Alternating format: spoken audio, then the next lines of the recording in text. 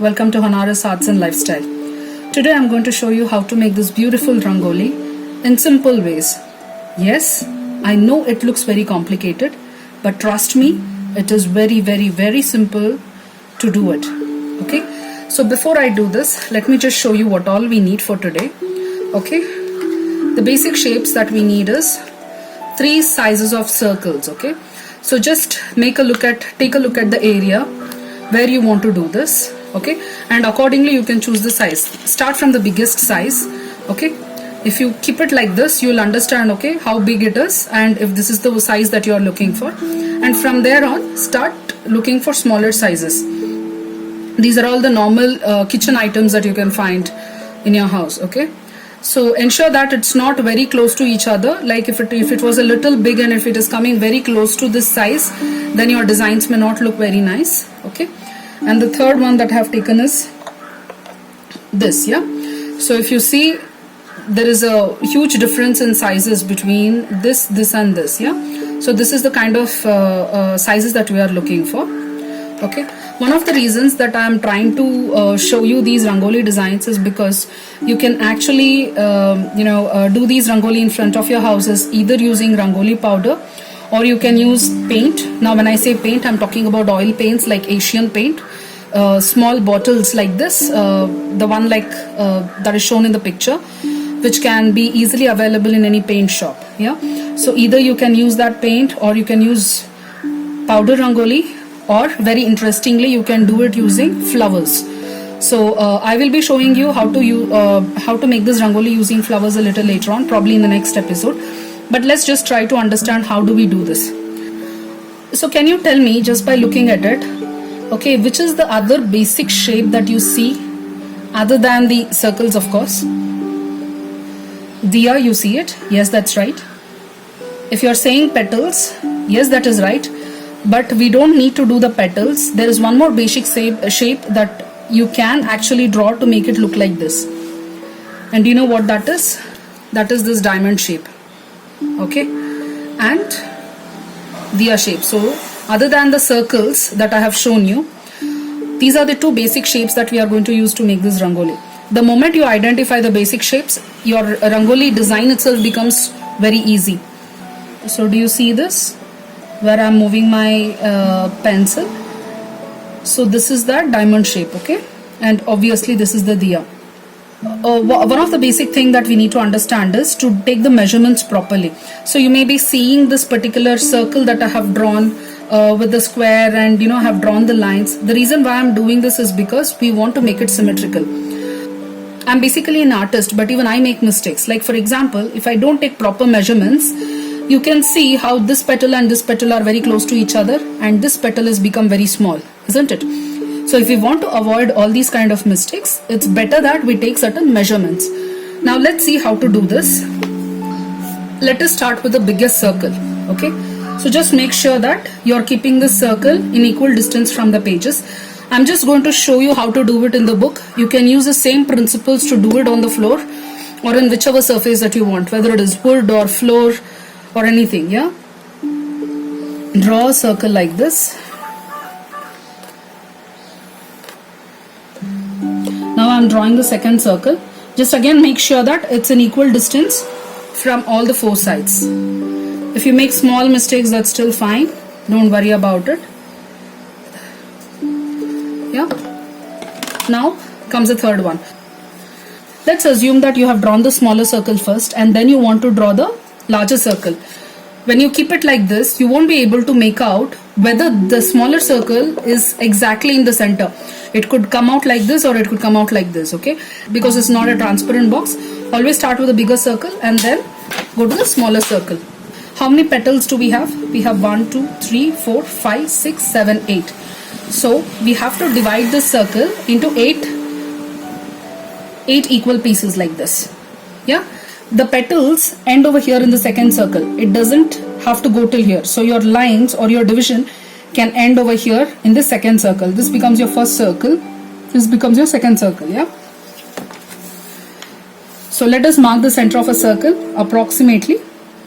I've just marked this as the center of the circle and drawing the first line. Now How do you make sure that the second line you are drawing is perfect 90 degrees? Just take towards the end of your scale.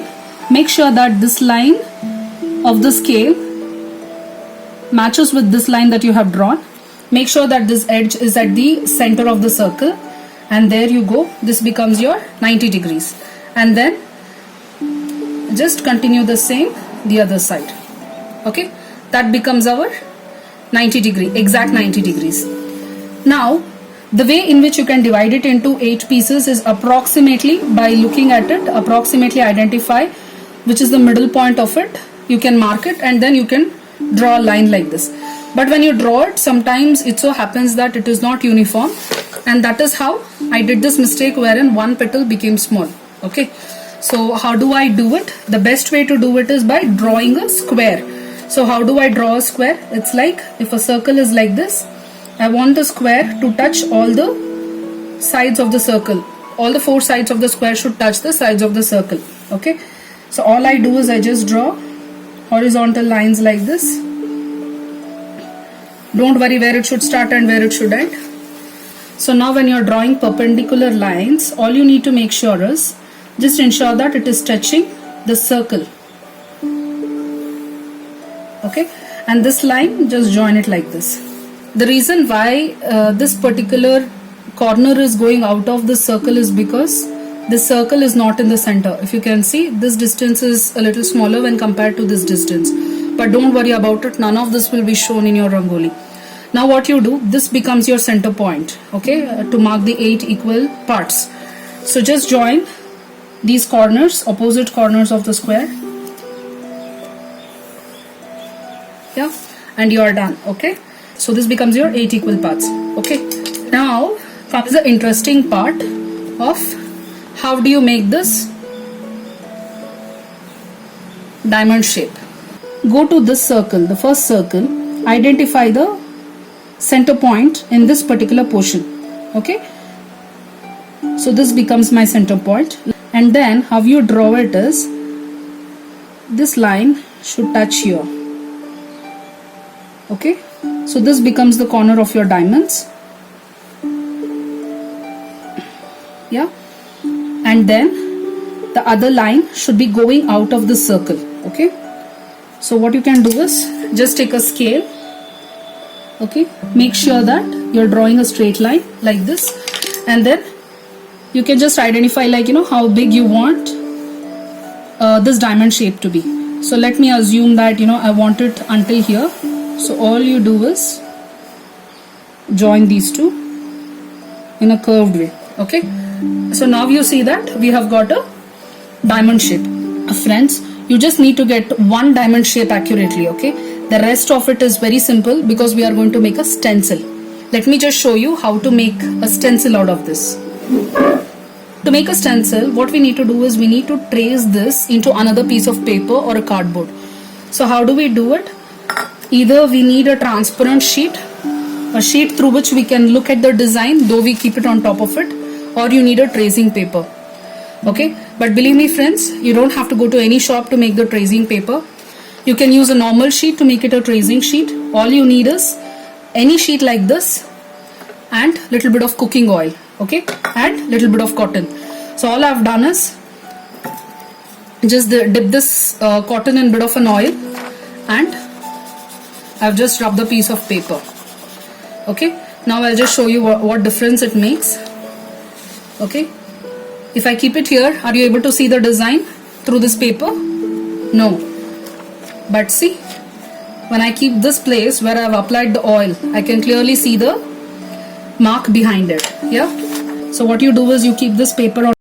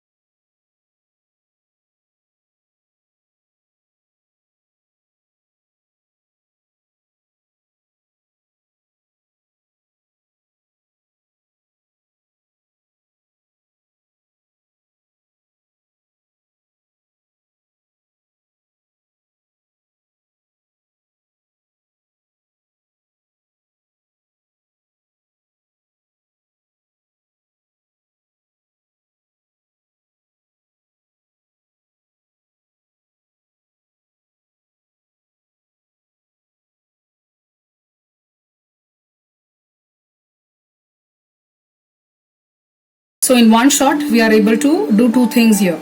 Okay, so that's how simple this is. Using the stencil technique, you can just draw any designs and make it symmetrical. And you don't have to be an artist to do this. Okay, just little bit of maths, how to use a scale, how to draw the angles, and you're done. So let me just remove the unwanted lines. I have removed all the unwanted lines. So let me just join the design wherever I have erased. Okay, so there you go. Our basic structure is ready.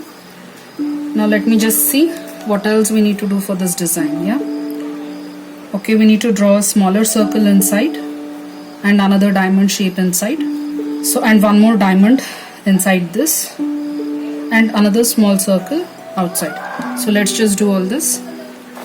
First, let me draw smaller diamond inside. For this, either you can make use of a stencil or you don't need it.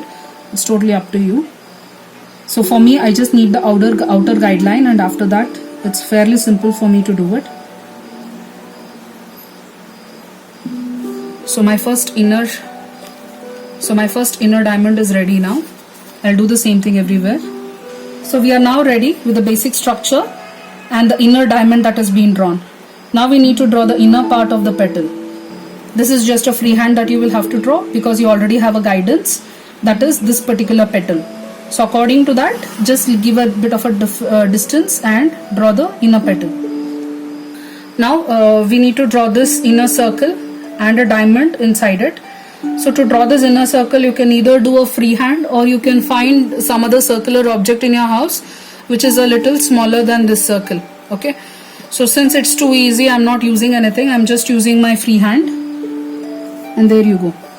Now if you closely observe on your sheet, yeah, you would have actually drawn the lines earlier, so that impression should already be there on your paper. Okay, just take the opposite points of those lines, like the X mark which was drawn, and just try to join them with a curve. It's not a straight line that we use it, we slightly curve it like this, and that becomes your diamond or a square. Okay, so we are done with this part. Now going outside, so you can see under this green line there is one more circle that has been drawn here, a very small distance between here and here. I can use this freehand to do it, or you can use another circular object that's a slightly bigger than this one. Yeah, either ways you can do it. I would like to use my freehand as it's very easy. Yeah, so our major part of the rangoli is ready. Okay, now what we need to do is these diyas. Now again, to do the diyas, you can use any shape of diyas. Okay, it doesn't necessarily have to be this shape. You can even draw something like this, which is our traditional diya, or you can draw something like this, which has come front and there is a flame at the end of the diyas. So anything will do for that. I've just made this shape because this again has curves like this, and that will suit our diamond shape. These circles are an indication for me that I need to keep flowers here. So basically this design, I have done it to make it with the flower petals. Okay, this is supposed to be a flower rangoli that I'm going to do it on the floor and show you. That is why I have made these circles as a reference for me. So we can do the same thing. If you don't want to do this kind of a circle, you can just use any other designs in case you want to do it with paint or something. So either you can make small flowers like this. Okay, color it with whichever color that pleases you, and just do these flowers everywhere. So now as you can see, I've made flowers everywhere. This is just for your reference. Now what I do is I just make this diya. So for that you have to draw one line like this. A bottom also should be a curve, and this line should also be a curve. Yeah, and then the mouth of diya, and then you have the fire.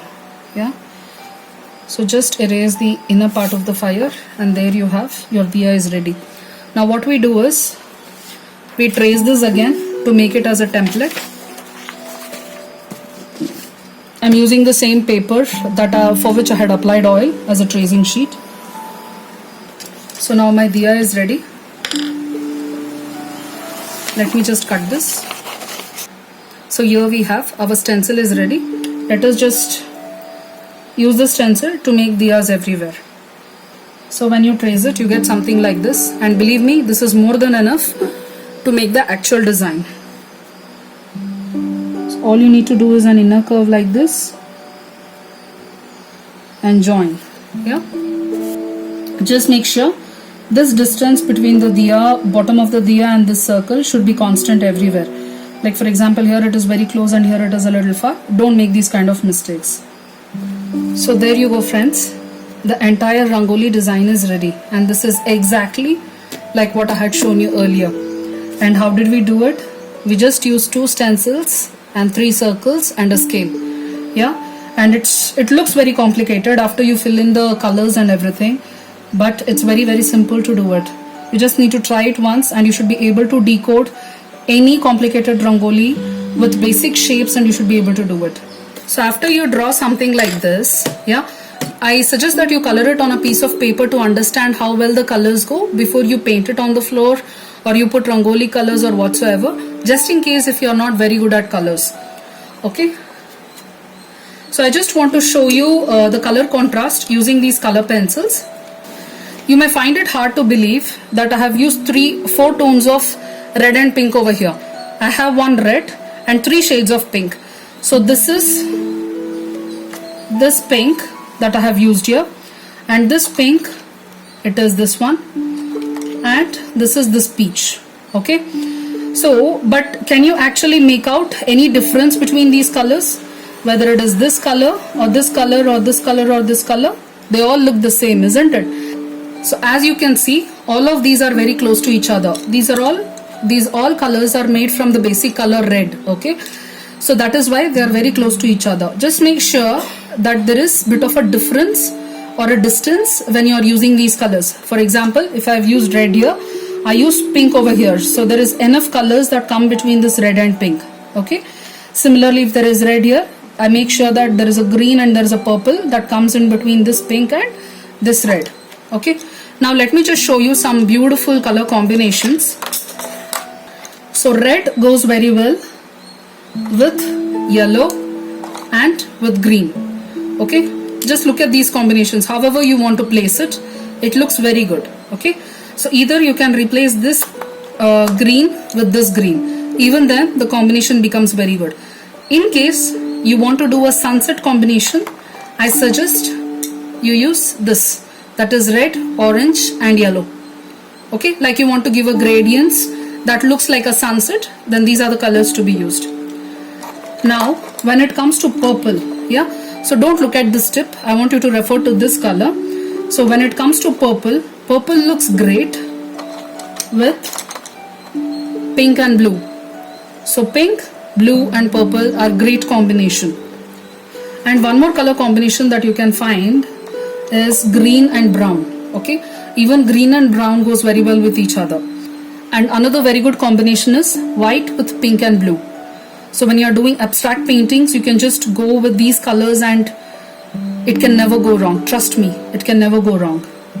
So if you want to do a transition of dark blue to light blue, then this is how you have to do it. Use the darkest blue, then a little lighter blue, and then this color blue. This is very bright. Please note that if you're going to use a sky blue color, it's going to be too light and your designs may not show up. So always make sure that you use the bright colors. And even when it comes to yellow, using lemon yellow will not be bright enough. You have to use golden yellow or this color, okay, so that it shows. So that's all, my dear friends. I hope you have liked this particular design. If so, please click on the like button and subscribe to my channel. And if there are any other designs that you want me to show how to make it, then please do message me in the comment box. Thank you so much. Speak to you later.